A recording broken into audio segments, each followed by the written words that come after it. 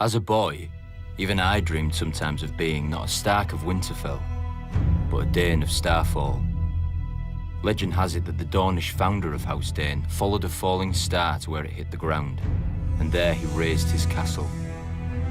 A fantastic story, I know, but House Dayne has a relic to prove it. Dawn, the most famous sword in Westeros. Forged from the fallen star's cold heart and as strong and sharp as Valyrian steel. Many houses have ancestral swords passed from father to eldest son, like my own family's ice. But Dawn doesn't pass to the Lord of House Dayne by right. To wield Dawn, a knight of their house must first be deemed worthy. It doesn't matter if he's the Lord, a younger brother or a distant cousin. If none are found to be worthy, the blade stays on the mantle in Starfall until the next generation. But Dawn hasn't rested there often.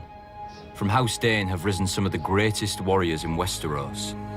Vaurian Dayne, who was a king and the greatest knight in Dawn before he was defeated by Nymeria.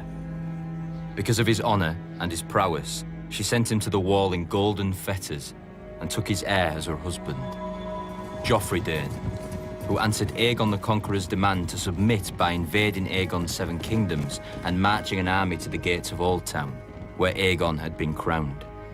And the greatest of them all, Sir Arthur Dayne, the Sword of the Morning.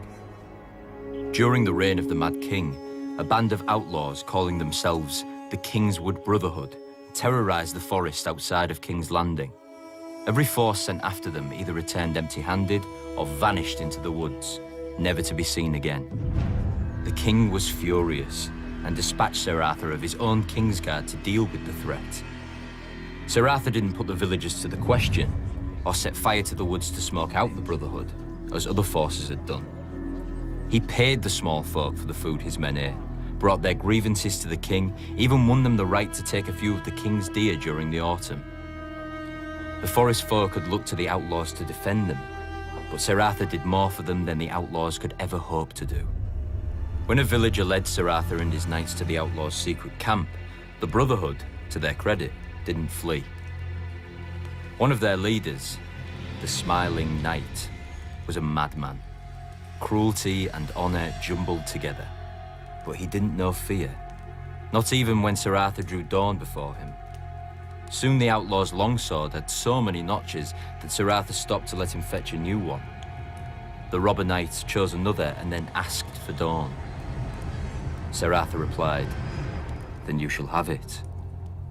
The Smiling Knight never smiled again. The mad fool. Dawn is just a sword. Sir Arthur was the true steel. Strong, brave, and loyal to a fault. He would never have aided Rhaegar's abduction of my sister if his vows hadn't compelled him. And though we fought on opposite sides, I admired him.